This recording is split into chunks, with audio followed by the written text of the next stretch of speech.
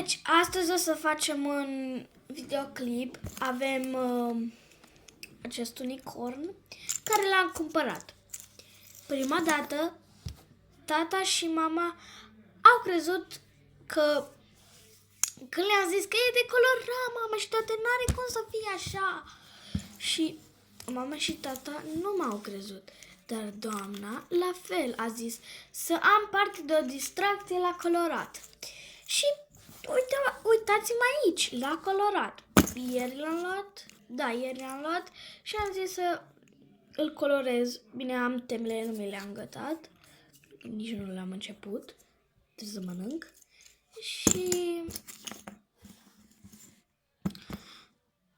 o să încerc să-l fac cât de bine pot, pentru că este destul de micuț și o să începem cu genele, pentru că genele sunt mai micuțe și nu putem exact, pentru că uitați-vă cât de scunde sunt și nu reușim chiar pe a carteu, dar dacă ne concentrăm o să iasă. Gen, așa mi-a ieșit. Hopa. Așa mi-a ieșit. Vedeți? Gena au și la mine. Gena hackerul de pe Roblox. Giana.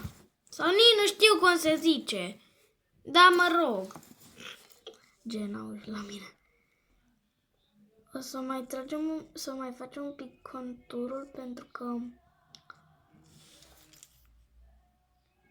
perfect. Acum o să facem botul. Bine, eu fac botul cu roz. Nu, galben.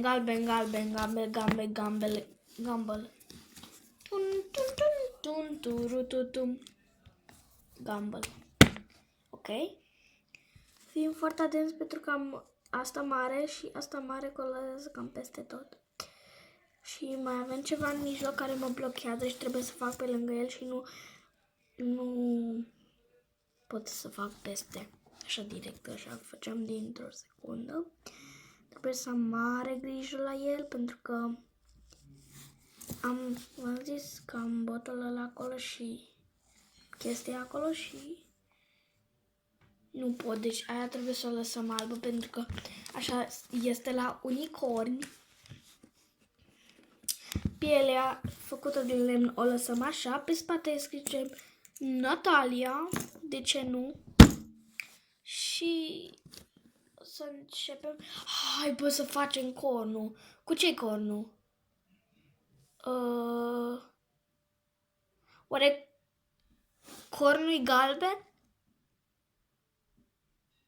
Nu cred că e galben. Știi ce? Eu aș face cornul cu roz. Să-l fac cu roz?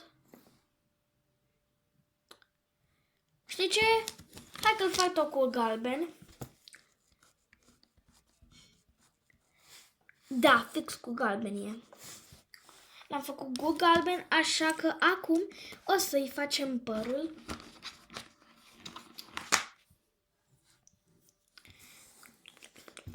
Bine, nu fac așa. Că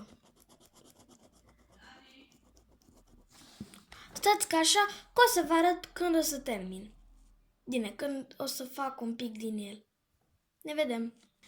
Bun, deci am venit.